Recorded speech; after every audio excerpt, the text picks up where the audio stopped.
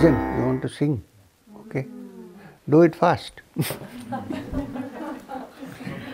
Both are going to talk.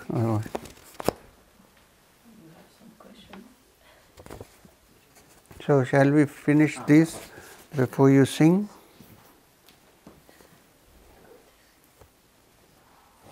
Hanuman Chalisa is not called Mahamantra. Who said that?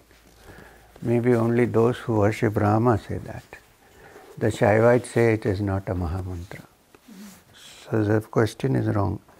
Well, it's called a great mantra because so many people chant it and they have derived something from it. The Shaivites say the Mahamantra is Om Namah Shivaya.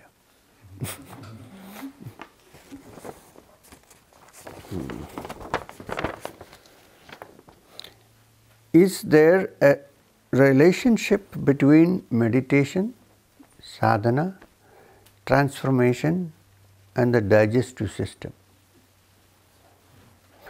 If there is, can you please explain? Meditation is sadhana. Sadhana is done for transformation. And if the digestive system is not okay, then it is very difficult to meditate. So, according to the Yoga Shastra, keep your stomach clear. At least clear it once a day. If you have constipation, then you cannot really move the energies properly. So, it's very important also to eat food which will not create constipation, which will not make your mind gross, and don't eat too much and don't eat too little, don't starve yourself, have moderate amounts of food.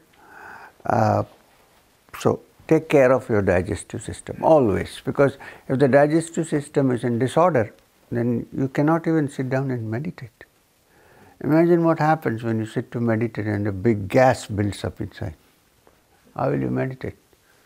You might hear pranava from the bottom, but so we have to take care of our digestion. And so the first part of the question, is there a relationship between meditation, sadhana and transformation? Well, meditation is part of sadhana practice, and it is responsible for one's transformation. It's linked. They are not independent. Now, witnessing everything implies separation. The witness and that being witnessed. Sounds like Krishnamurti. Does awareness need any sensory, emotional and mental activities? Is awareness the same as the witness, or does it stand alone? Well, normally when I say I am witnessing something, it means I am here and there is something to witness. In the worldly sense of the term, it means I am here and I am witnessing you sitting here, sounds coming, looking out. This is me separate from the witness. Correct. This is our normal experience, right, in life. When you meditate, you are not witnessing anything outside, but you are witnessing something inside. Outside has been cut off, but you are witnessing your breath, you are witnessing thoughts, you are witnessing whatever is inside your mind. Then also, the mind is separate from what it is witnessing. The witness is separate. There. Okay. When you come to the complete, absolute awareness, only then what you are aware and what is being aware, there is no difference. It's not as if it is meeting, but by itself, it has dropped everything and there is only the witness. There is nothing to see, nothing to do, but that comes only after the second step of first witnessing the interior. Normally we witness only the exterior, generally. Then you start witnessing the interior, and then it dawns on you one day that what you are witnessing is also your mind, and the witness is also your mind. So what is the difference between the two? They are the same. then there is no more witnessing. Everything stops. There is, of course, a consciousness. I am aware. But I am aware of minus, of myself, nothing else. That is the last stage of witnessing.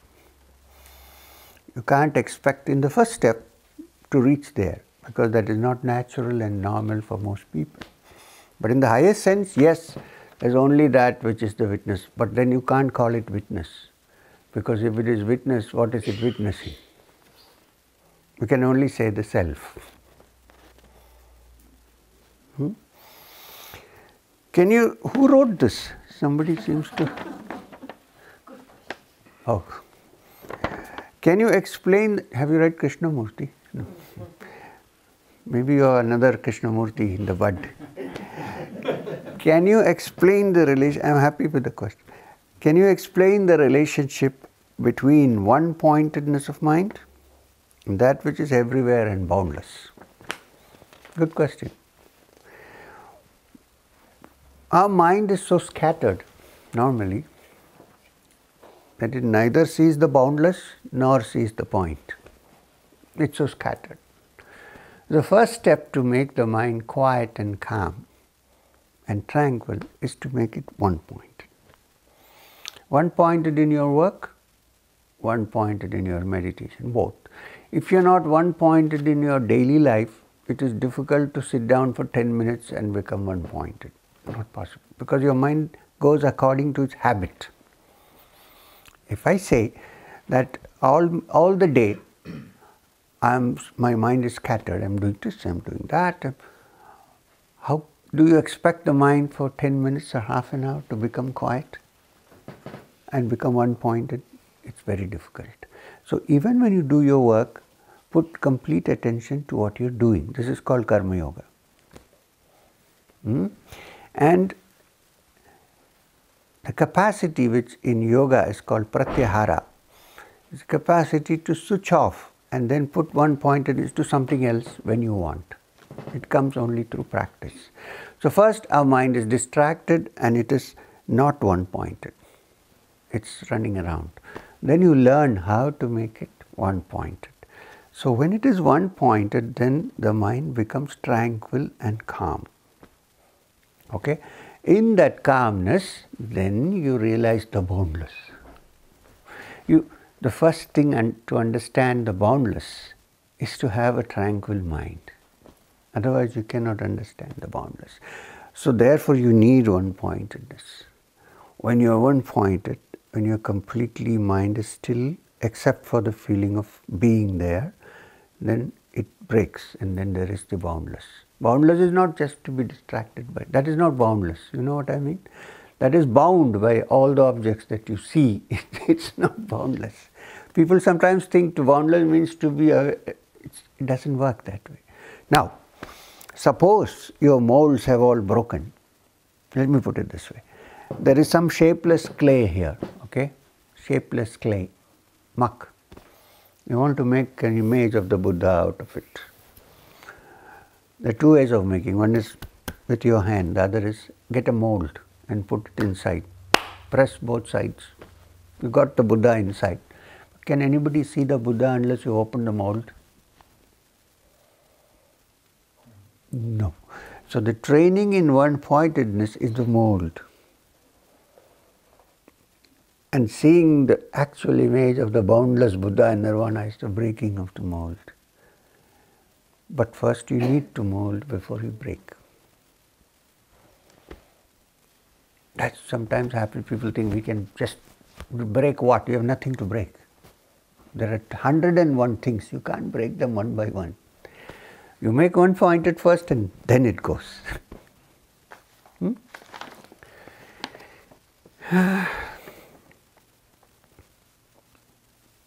The mind has the capacity, the ability to imagine. Is there a relationship between imagination and creativity? Yes. The mind has the capacity to imagine. Animals are also very intelligent, but they cannot visualize. Cannot imagine, visualize. But they are there. They are there. They are? Animals. They are there. There means? I mean, they are intelligent. No, I mean, they are part of the creation. Of course, but they don't have the capacity to visualize. Of course they are part of it. Even the mud is part of creation. Not only a living animal, unliving things. Non-living things are also nobody created. I mean, anyway, that's a different question. So, the human being has the capacity to imagine, to create. And it is this imagination that becomes creative. When you want to build house, you want to build anything, you want something you desire, first your building is done in your mind.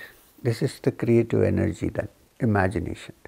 Imagination can be plus and imagination can be minus. If imagination runs riot, then we are in trouble. If it is controlled properly and used, then you are moving forward. So imagination is a great tool.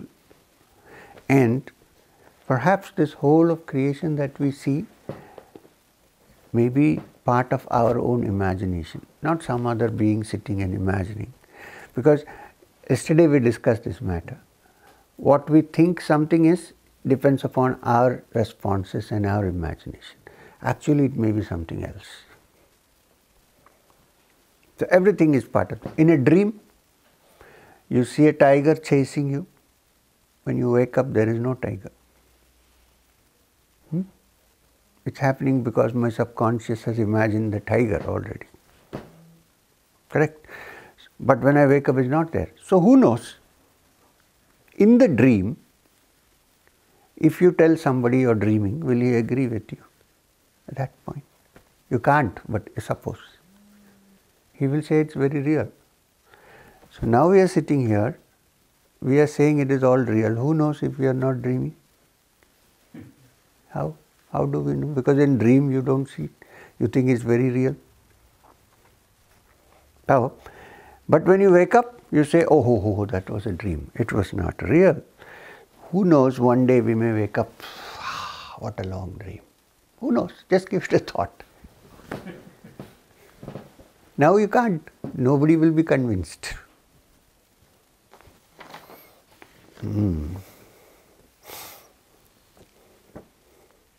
If there only is one of us, how can an individual, claim past lives?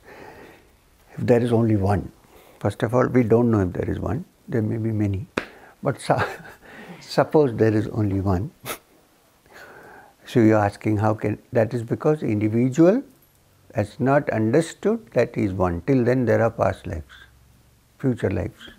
The moment it is understood that there is only one, there is no past life, there is no future life. All thing is on, if you believe in past lives. Okay.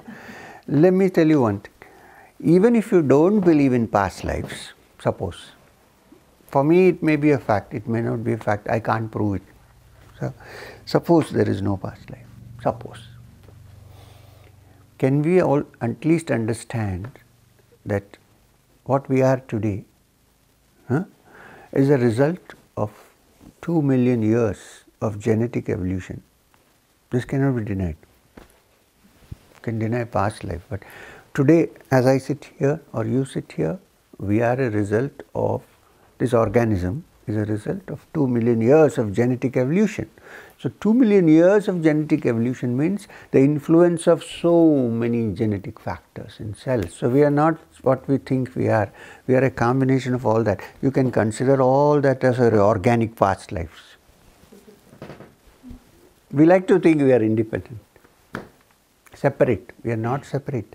We are part of this whole network of genetics. And what we are today is a small contribution from each cell to what has been given today. So inside that there are memories. Why do you think suddenly in a country where everybody has black eyes and dark, somebody is born with grey eyes, and somewhere in the genes it is there. It's not an accident. Right?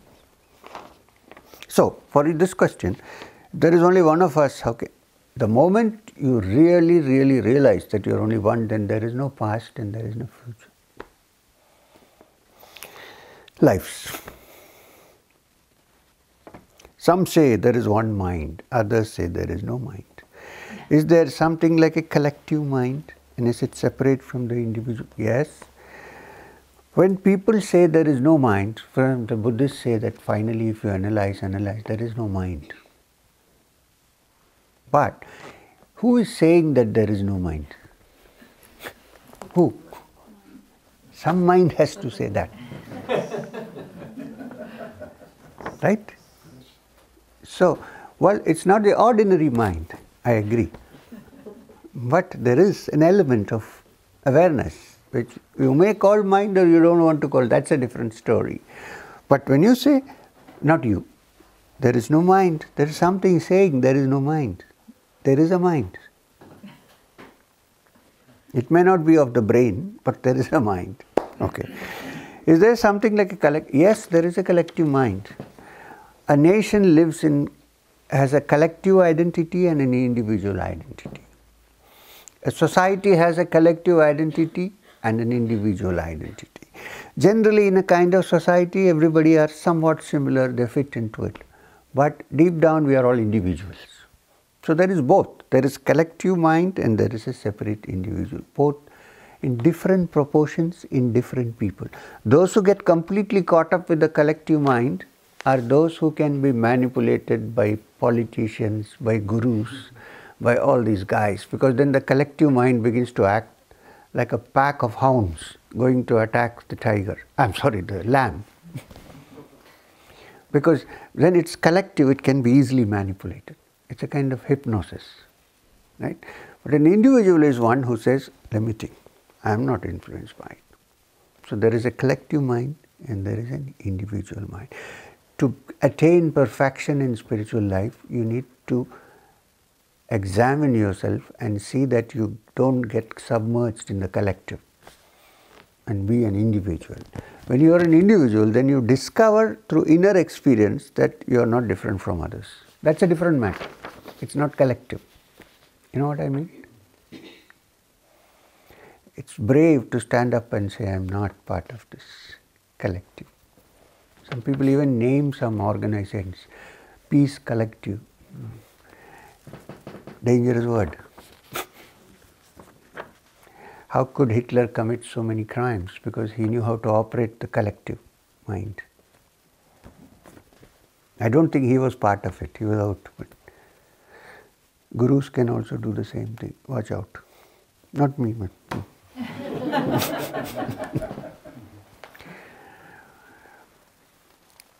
Our behavior is determined by habits. So, how to work on ourselves? How can we change our habit? Yeah, so we should start with our habit patterns first. You're right. Our behavior is determined by habits, perfectly right. So if you need to change your behavior, you need to start with changing your habits. Now wait a minute, let me explain this. If you have a particular habit of being addicted to something, if you ask your mind, or your mind is asking itself, I want to stop this habit, it is difficult because it doesn't have anything to cling to. You leave this also, then there is nothing to cling. So the best way to change a habit is to substitute that habit with a good habit. Not to completely break a habit, it doesn't work because the mind goes back there. First, cultivate good habits which will keep you away from these habits which you think are negative. Then gradually, after you have developed the good habits, then you see that your behavior is improving. So you start with that habits. Try to do. People say, oh, first let me change my mind, then my habits will change. No, it's an act of actual changing of habits. You should say to yourself, I'm going to change it because this is not taking me anywhere. And then you see your behavior also changes slowly.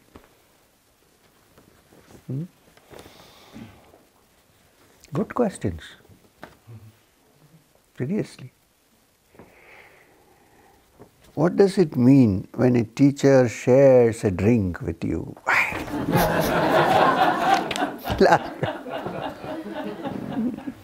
Now, where did this question come to you from? Can you tell me? Switzerland. From Switzerland.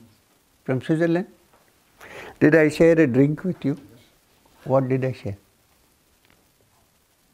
You said If I take a sip, will you drink it? What were you drinking? You were drinking coffee. And you took a sip?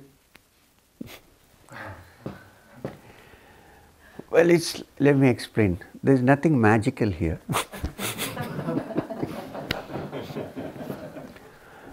Otherwise, everybody will be sipping my coffee. Nothing magical here. You know, it's basically when I sit down and you think that my coffee is sacred and you shouldn't touch it, and then I say, have a sip. Or you're drinking coffee. I say, have a sip. I have a sip. Then there is a connection established between the two. It's nothing to do with the coffee. A connection established between the people who have shared it. You know, in some communities, they pass the glass around. And then they all feel together. Long ago, I walked into a marijuana cafe in Amsterdam many years ago. And there were 5, 6 young boys sitting there, boys and girls, sharing one joint. And I was looking at them and I said, hey, in some way their minds are together. It may be chemical, but yeah. And if you change one here, there is possibility of changing the whole group. Okay? So what did I do?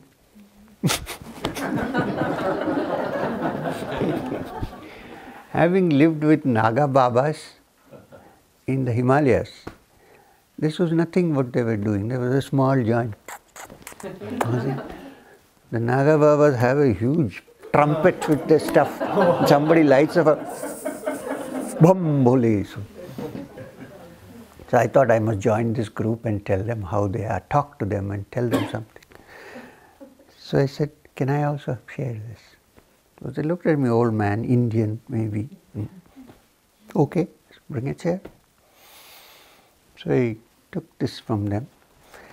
And you know how they will smoke it? Don't do it, please. This is for a purpose, for a certain, not for a habit. They were holding it like this. They rolled it up in some cigarette kind of thing and do. I took it it's a professional way of doing it in the Himalayas. Yeah. You hold the thing here. Then you close this whole thing. And then you, you know, don't do it. The whole thing goes in. And then I give it back and they are watching me. Where is the smoke? Coming out? It's not coming out. It's inside. And after a long time I said, it went off. After 2, they said, can we talk to you? If I had not done it, they would not talk to me. Then I sat down, I said, really, you have smoke. Enough, don't do too much. Let's have a cup of coffee, let's talk. Then I explained to them what it is. I said, there is another kind of cannabis which is inside. If you learn to smoke that, you don't need this. You know? And it can be controlled and used to alter the mind, not uncontrolled. So we had a nice chat. So this is the meaning of sharing your coffee. If you were drinking whiskey, I may not have shared it. But you were drinking only coffee. So there is a sharing and a giving. It's for that I did. I think some effect has taken place in you. I feel. Yes or no? Yes. Thank you very much. And if somebody drinks without you knowing it? It's up to you. If you come to me and say, I want to do all that you say and you can read me like an open book, then I will know what's happening. If you don't, then I won't. But don't do that, because then you're always under my radar. It's not a good thing. We have a Google map. Leave it. Huh? A time will come when if you want to do that. But so now, Let him sing a bhajan. He wants to sing a bhajan.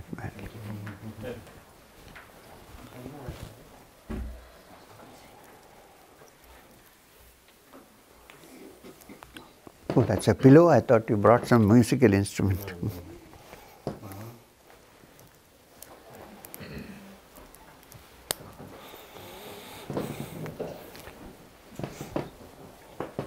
It is bhajan by Guru Gorakhnath for his Sadguru, Guru Machindranath.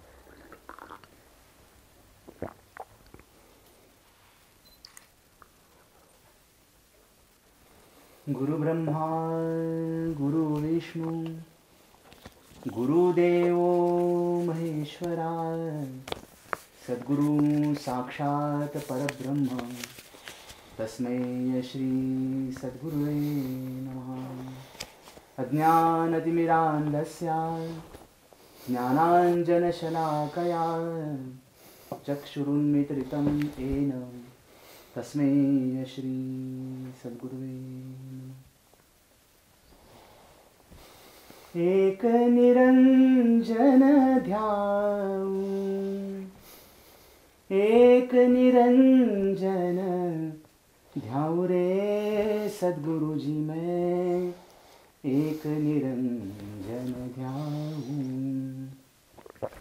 एक निरंजन ध्याऊं एक निरंजन ध्याऊं रे सद्गुरु जी मैं एक निरंजन ध्याऊं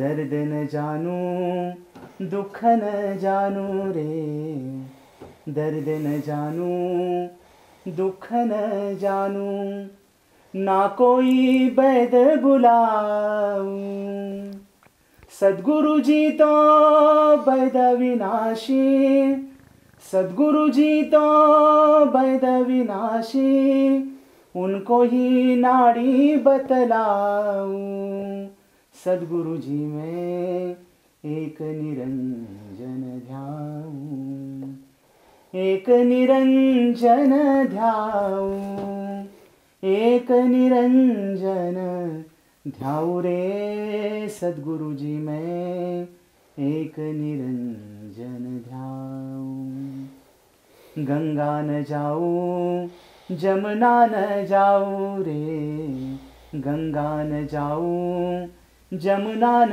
जाऊं ना कोई तीर्थ जाऊं 68 तीर्थ है घट भीतर 68 तीर्थ है घट भीतर उनमें मल मल नहाऊं सद्गुरु जी मैं एक निरंजन ध्याऊं एक निरंजन ध्याऊं एक निरंजन ध्याऊं रे सद्गुरु जी मैं एक निरंजन ध्याऊं कहे गोरख सुनो मछिंदर कह गोरख सुनो मछिंदर जोत में जोत मिलाऊं सद्गुरु जी के कृपाशीर्वाद से सद्गुरु जी के कृपाशीर्वाद से आगामन मिटाऊं सद्गुरु जी में एक निरंजन ध्याऊं एक निरंजन ध्याऊं एक निरंजन ध्याऊं रे सद्गुरु जी में एक निरंजन ध्याऊं एक निरंजन ध्याऊं ब्रह्मानंदं परमसुखदं केवलं ज्ञानमूर्तिं द्वन्द्वातीतं गगनसदृशं तत्त्वमस्यादिलक्ष्यम् एकं नित्यं विमलम् अचलं सर्वदी साक्षिभूतं भावातीतं त्रिगुणरहितं सद्गुरुं तं Namami. Thank you.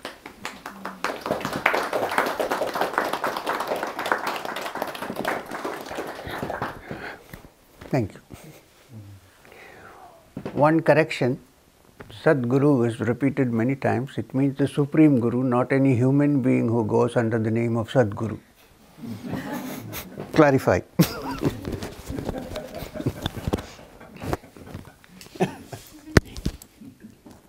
Moving fast. There is no time.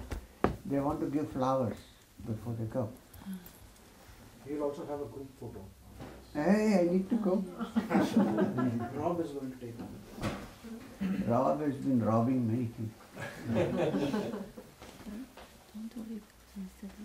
No, but I am deciding now.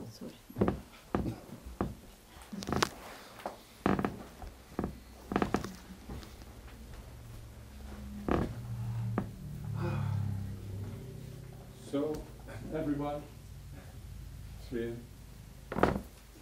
the retreat is over, but I think we have had a wonderful time. I see all happy faces, So did I. so it was great. I like this retreat. I love it. And maybe we can repeat it. Who knows? Yeah.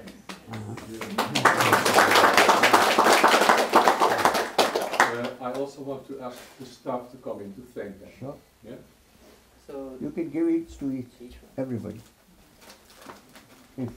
If they want to give me a flower. Pranams are not compulsory.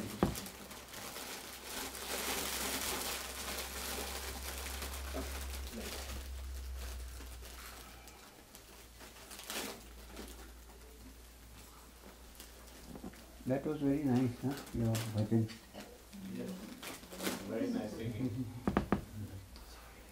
Correct. If you sing, you Haven't you? yeah, I know. You do, you. That was the Lonavala episode. Nothing more beautiful.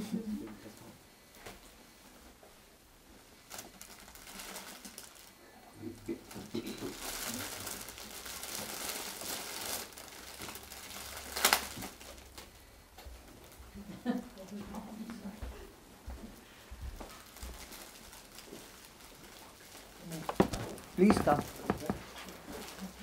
We want to thank Rob is our person. So he's thanking everyone. Come, please come. Please.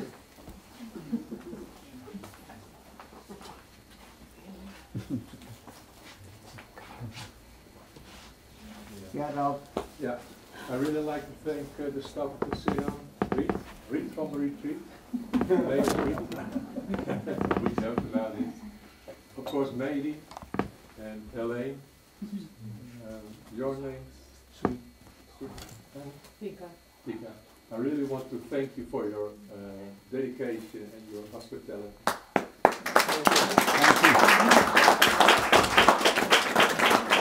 So we hope to get, if possible, maybe in the future, we never know. Maybe we see each other again in this setting. It would be great. We see. Thank you very much. I hope we behaved well. Okay here. Yes, quite well. We were like No, one we are family. Thank you. Thank you. Thank you so much. Thank you so much. We learned so much of you. And yes, really. And we were delighted to take care of everything. And thank you for coming here. Thank you. We were like, I experienced it as a, and we experienced it as a one family. That's nice. Yes. International family. Yes, All abroad. indeed. Yeah, And we like it feel should like be. one family. New friendships. Okay. Great. Thank you so much. Thank you. Thank you. very Yes. much.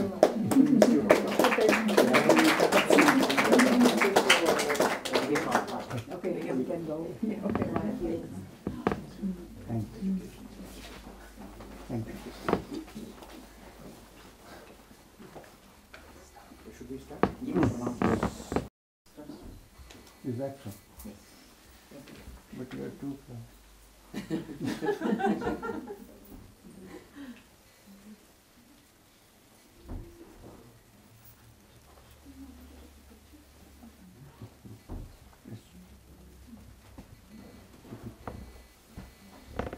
Fast, fast. Not make it too dramatic. Nice to see you. Every take the tone from myself. Yes, you. Funny. See you.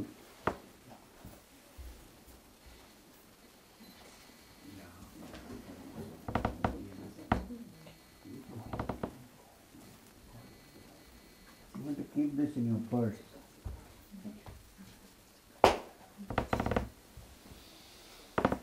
Should you come for more?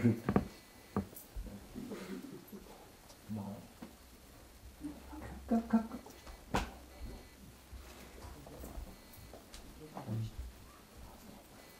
Thank you for the wonderful tea also. Apart from what to do.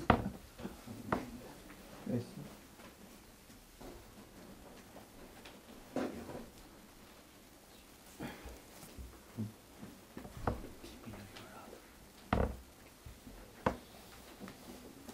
Oh.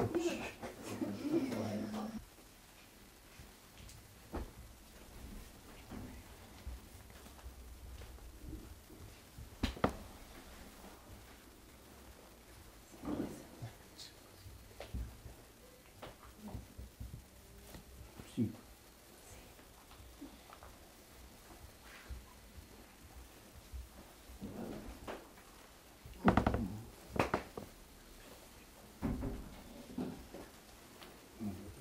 Come again.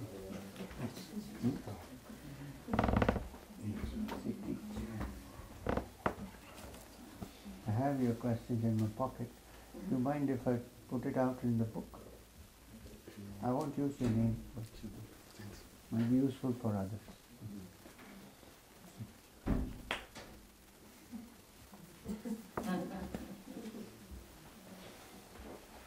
Oh, careful. Yes, you, good friend. Thank And, you, uh, sir. Love from my heart. Do you want a flower?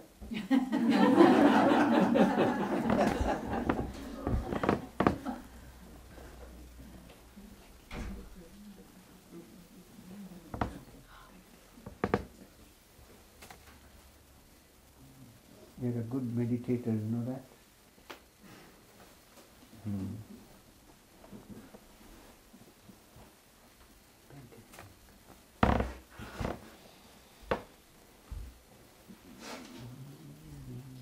Welcome.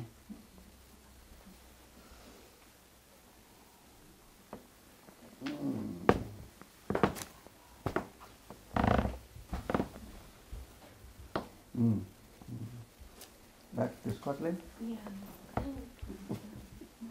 Yes. Okay.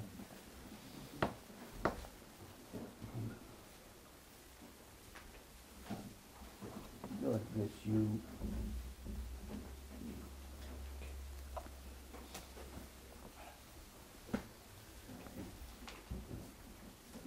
Then do we see you, Michael? Hope so.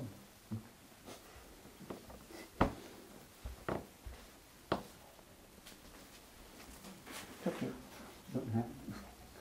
Okay, I will. Thank you.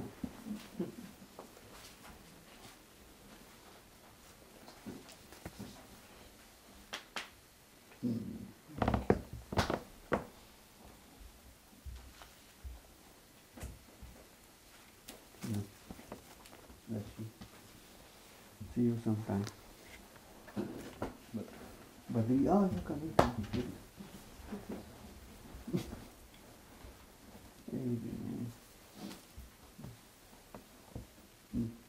That's you.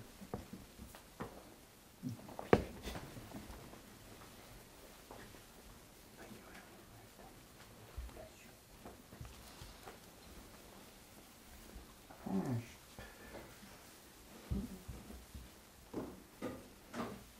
That's you.